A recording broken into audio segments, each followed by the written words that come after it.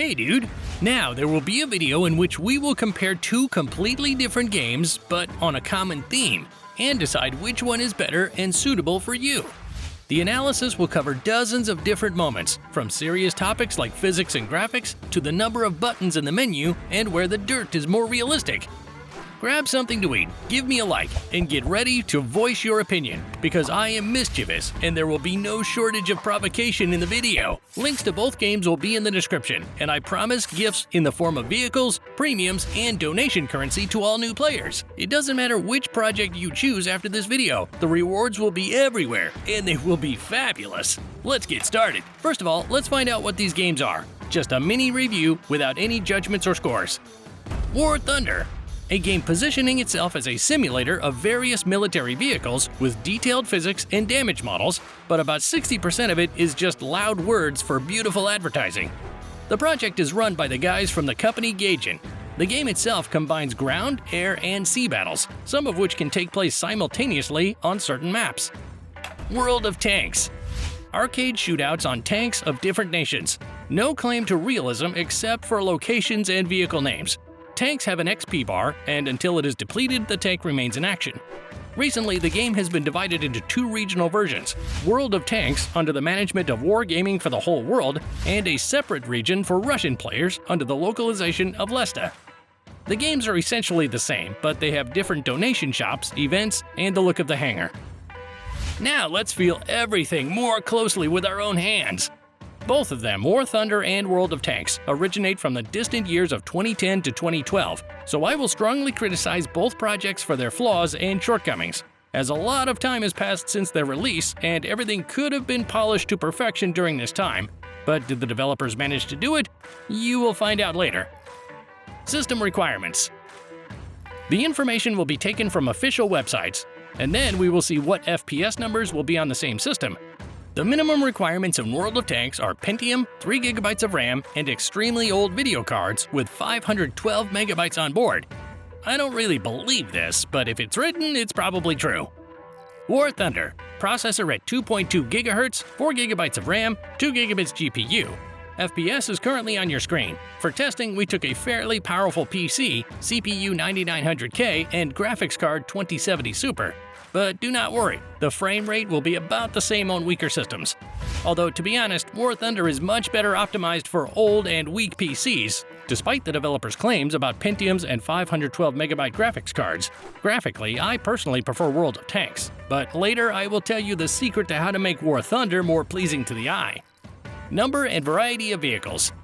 In War Thunder, there are about 800 vehicles, but actually it's not that many because they are divided into three types: ground, air, and naval. Initially, the game was designed exclusively for airplanes, but at some point the developers added tanks and ships. The naval mode became a semi-dead zone for perverts, while the tanks pushed the air mode to the first place, and now they are the flagship of the game. There are many types of vehicles, including light tanks, medium tanks, heavy tanks, anti-aircraft guns, and artillery barrages from our great-grandfathers. And there are various modern weapons, such as ATGMs. The variety of aircraft is not so great, only fighters and bombers with different armament. But there are light boats with torpedoes and whole floating citadels in ships. All vehicles are based on real combat prototypes that exist or have existed, even if only in a few copies, like the tank Flying Saucer. If you don't believe it, there is a War Thunder wiki right inside the game where you can find detailed information about each of the tanks with just a few mouse clicks. This aspect adds atmosphere to the game and makes you understand that you are not just playing on a tractor with tracks and shells. This tractor has its own life story. In World of Tanks, there are only ground vehicles, and there are not many of them. About 700 pieces, including all the promotional ones, which means that you cannot get them inside the game or in the store, only through various events. Where do so many vehicles come from? Most of it is just the imagination of developers or pixelated drawings of crazy engineers who never had a real prototype.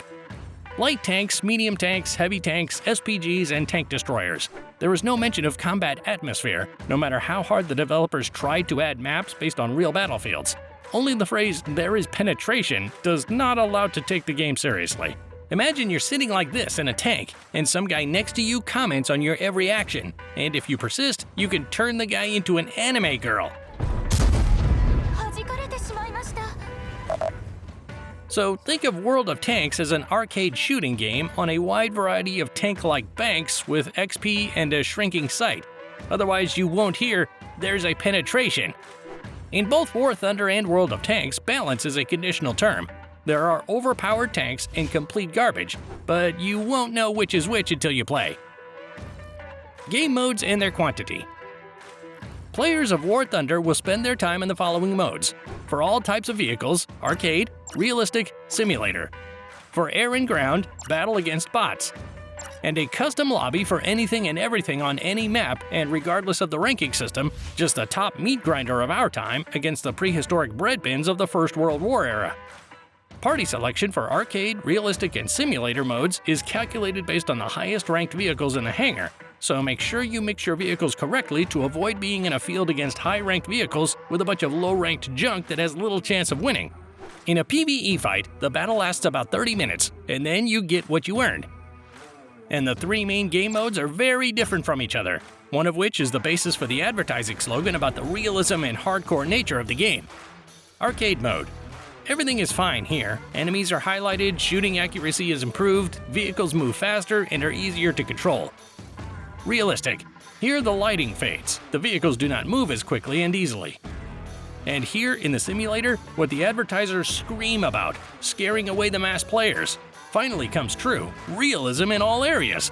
Only the view from the gunner's cabin, the driver or any other crew member, no highlights. The mechanics and shooting maximally resemble the existence of physics, and honestly, this mode is in the second to last place in popularity, only below battleships. There are two different ways to win a battle, by destroying the enemy or by gaining points. It all depends on you and your team. Do what you do best. The main thing is to win by lowering your opponent's score. But if we divide it by popularity, then the top goes like this: arcade and realistic tanks, followed by arcade and realistic planes, PvE tanks, simulators, and then naval battles. In World of Tanks, as you could guess, there are only tank modes, and they differ mainly in the number of players. There are also capture points and destroying the enemy team. In general, everything is divided into categories that only differ on paper and in the description. But in reality, it is the same thing, but on a different scale.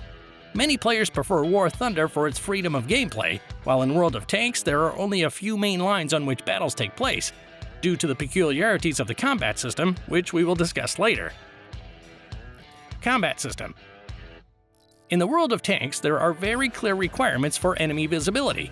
This mechanic is called spotting, and there is even an entire class of tanks that are better at it than others.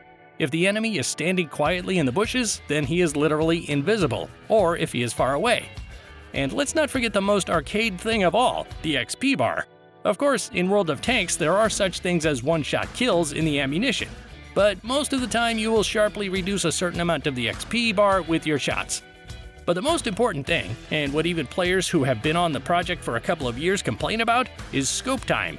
There is always about a 30% chance that the bullet will not fly exactly in the center of the sight, but somewhere higher, lower, or to the side, and you don't need to adjust for distance, just shoot at the marker on the screen. War Thunder also has something similar to enemy highlighting, but it only works in relation to the map, not line of sight. No matter how far away the enemy is from you, you will still see them. Now, map highlighting only works when someone is attacking someone else or is in direct line of sight, so you have more control over the battlefield than in World of Tanks. And it pays to play more carefully because you are visible 90% of the time. The shooting itself is done in an arc, taking into account the laws of physics, but there is no random distribution. You also have a machine gun that you can use to poke at the enemy while the main caliber is reloading. In World of Tanks, there is no secondary weapon. There is only the main weapon and that's it. Reloading takes several tens of seconds, especially for artillery. Missiles and weapon system. War Thunder features a wide variety of ammunition types: anti-concrete, high-explosive squash head, APFSDS, shrapnel, armor-piercing, high-explosive time fuse, anti-tank guided missile, and their variations.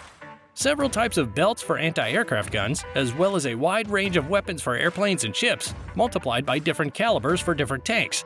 In general, there is a lot, and then some. In World of Tanks, there are only 4 types of ammunition: armor-piercing composite rigid, high-explosive, and high-explosive anti-tank. You don't have to think too much, just remember the ricochet angle and penetration for each of them, and don't worry. drive around and take down the enemy's HP bar. The vehicles in the games are also very different. In War Thunder, there is an entire organism inside the tank that not only nominally exists, but can be seen at any time by simply pressing a button. It is extremely useful for beginners to remember this and to inspect their vehicles regularly to better understand which part is more vulnerable and can be one-shotted. There is also a kill cam that showed you where you hit the enemy and lets you know exactly what you have damaged, possibly disabling the weapon, killing the gunner or driver, all of which can greatly affect the outcome of the battle. In World of Tanks, there is also a system of one-shot kills, as I mentioned before, but most of the time you have to feel out these G-points by driving through the enemy tank using the traffic light, and this only shows the chance of penetrating the armor, not an instant kill. Most of the time, the battle comes down to simply reducing the HP numbers to 0, and perhaps that is why many prefer World of Tanks, because there is a much higher chance of survival compared to War Thunder. However, in World of Tanks, you only have one life, while War Thunder's combat system allows you to simply switch to another vehicle and continue the battle. The tankers of World of Tanks also use third-party websites to find out the weak points of the vehicles, where the armor thickness is, and where to shoot. But only a few people know about these websites, at most 40% of the whole community. In War Thunder, however, it is easier because the game itself has functionality that allows you to select a variety of vehicles for experimentation, different types of ammunition, and test the vulnerability of armor and the potential consequences for the crew. It is more convenient, more beautiful, more visual, and simpler than in World of Tanks. All the necessary information is right in the game, not somewhere on the internet. Community. Strangely enough, it is possible that the community of World of Tanks is notoriously toxic because of this combat system. After all, you can't do much on the battlefield alone. You always have to play as a team to get results. Therefore, if you do something wrong, there is a high chance that you will face aggression, even if it was through no fault of your own and you were playing defensively instead of rushing across the field like a maniac with everyone else. In War Thunder, community toxicity is most noticeable in custom lobbies. In custom games, high-ranking tanks will bully smaller tanks, just ram them or carry them around the battlefield for their own amusement, because there's nothing you can do to them except leave the game. And in PvE battles, people want to see a decent game, not a retarded one, because it's pretty sad to sit there for 30 minutes and not earn anything because of a feeder. Agree? In general, nothing much affects the mood during the match. Almost everyone dies from a one-shot kill, and it's like the Wild West here. Whoever notices the other first wins. No one will judge you for such deaths, but winning in a losing situation solo is quite possible, and then you will be worshipped. The most pleasant and comfortable game takes place somewhere in the middle ranks, where vehicles are cheap to repair, with pleasant performance of all characteristics, and players play more actively compared to high-ranked players who already know where everyone can be and just wait to see the outline of the hole in the shot. This aspect is also present in World of Tanks, where the most comfortable game is in the middle ranks. Speed of leveling. Leveling up is essentially the goal of the game in both of these games. This is not a quick process, so be prepared to spend at least half a year in both places to fill your hangar with truly worthy vehicles. By the way, you could take cool sets through the links in the description, which will help you reduce the leveling time at least twice, especially at the beginning, because these sets will include premium vehicles, donation currency, premium account, and much more, depending on the project. Bonuses for 2 games are now on your screen. The first rank in War Thunder could be passed in literally 10 to 15 hours, and then it gets harder, but only if you don't have all the stuff you get for registering a new account. The situation is similar in World of Tanks. Premium vehicles will speed up the development of your account, and you will reach high-ranking tanks faster. Donate. And while we're on the subject of leveling up speed, bonuses, and premium vehicles, let's talk directly about the one thing that affects leveling up: donations. In War Thunder, a premium account is necessary. Maybe not in the early stages, but sooner or later you will have to buy it. In the donation shop, there is a possibility to buy a lot of vehicles, and by buying the 8th level, you can easily farm experience with increased bonuses for all lower tanks. So by spending once on high-level vehicles, consider that you have an easy way to level up your nation, although the prices can sometimes be high. You can always sell various vehicles from events or battle passes on the exchange to receive donation currency that can be used to purchase high-level or premium items.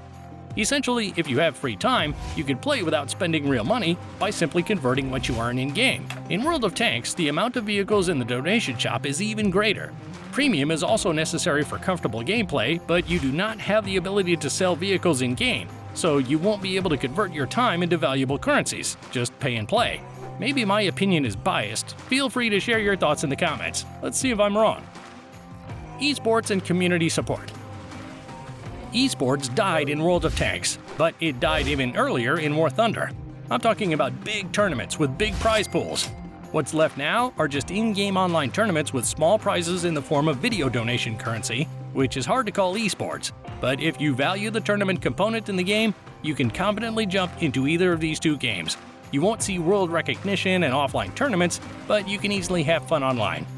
And how do the developers work with the community? Well, basically, they don't. They just make sure to donate regularly. And if there are bad indicators about online players, by the way, here they are. Here is War Thunder. And here is World of Tanks.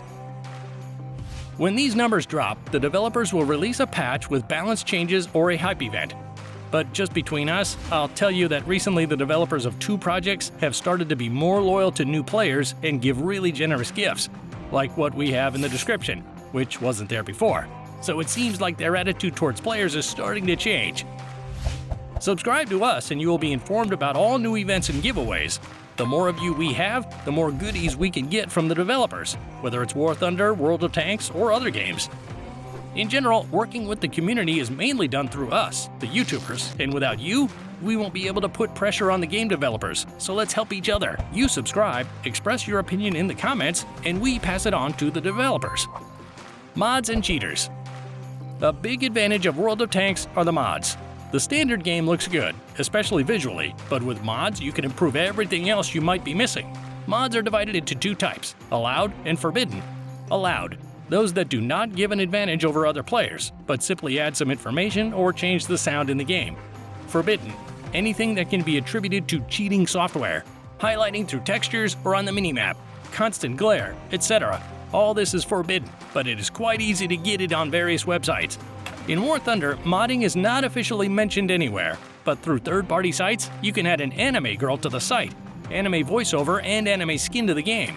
From normal content, custom solo PvE missions with some scenario outcome, there is nothing else useful.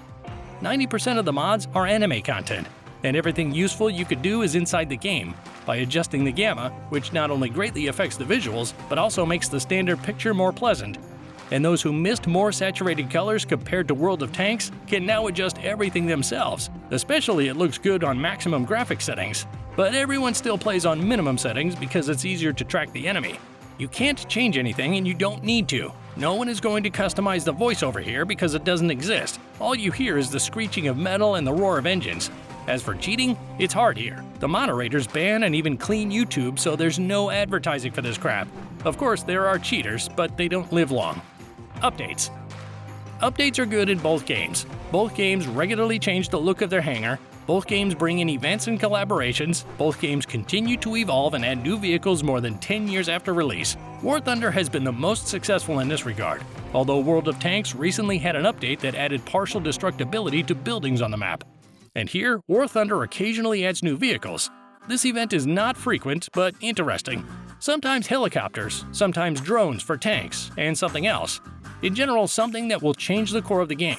And if you have ever played these games, especially War Thunder, and you didn't like the sound, it has recently been reworked, and here is how both projects sound. World of Tanks.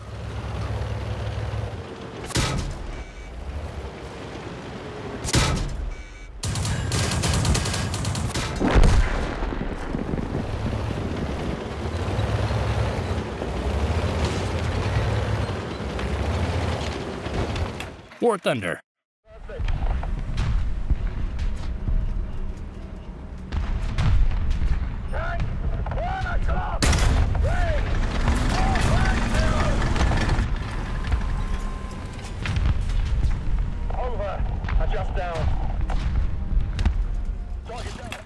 It may seem from this video that I am rooting for War Thunder, but that is not the case.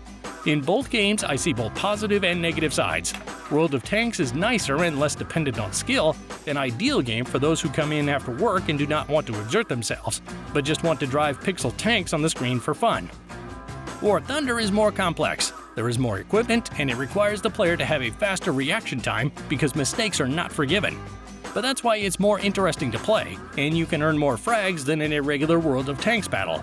As for donations, the situation is simpler here because all donations can be obtained through events and the market. And if you have a good head on your shoulders, you can even monetize the market into real money. Online Live is both here and there, but what you play is up to you.